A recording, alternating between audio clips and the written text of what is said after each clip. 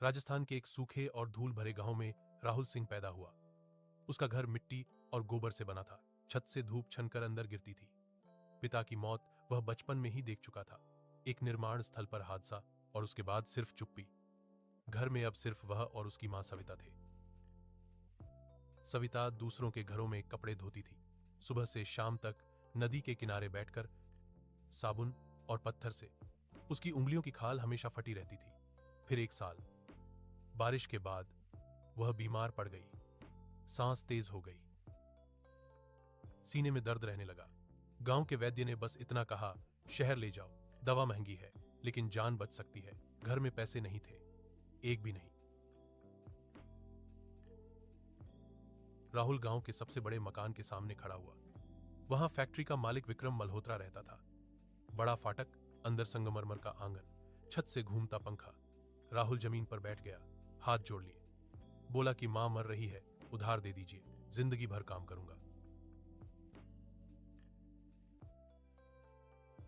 विक्रम ने उसकी तरफ देखा तक नहीं, इशारा किया। दो आदमी आए, राहुल को घसीटकर आंगन में ले गए। लाठियां पड़ी, धूल उड़ी, उसका चेहरा जमीन में दबा दिया गया।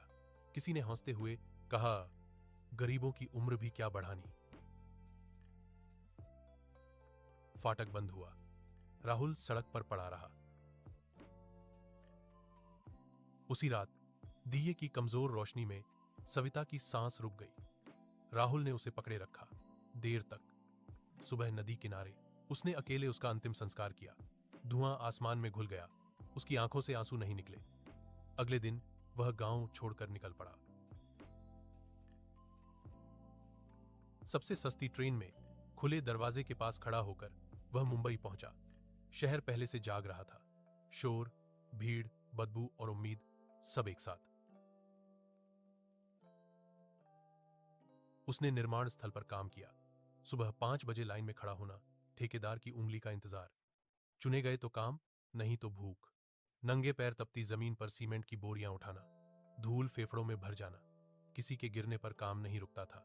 फिर ढाबे में बर्तन धोए, घंटों खड़ा रहना, गंदा पानी, जलते हाथ, मालिक की डांट। फिर रेलवे स्टेशन पर कुल्ली बना, दौड़ते हुए प्लेटफॉर्म पार करना, सूटकेस उठाना, कम पैसे लेना।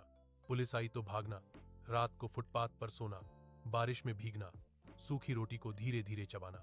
साल बीतते गए, उसकी पीठ झुक गई, हथेलियां पत्थर जैसी हो गईं। वह कम बोलता था, सिर झुकाकर चलता था।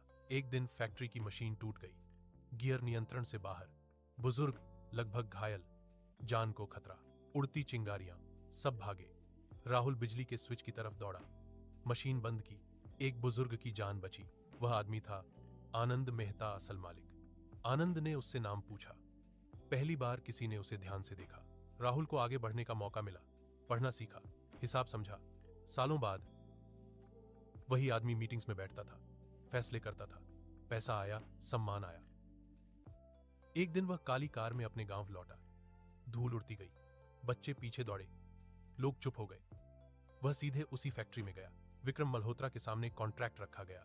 नाम पढ़ते ही उसके हाथ कांप गए। राहुल सिंह। फैक्ट्री बिक चुकी थी। नई व्यवस्था आई। मजदूरों को सही मजदूरी, इलाज, इज्जत मिली। लोग राहुल का नाम लेने लगे। शाम को वह गांव के बाहर खड़ा हुआ। सूरज डूब रहा था। उसने मन ही मन कहा, मां, मैंने जिंदगी घुटनों पर नहीं जी।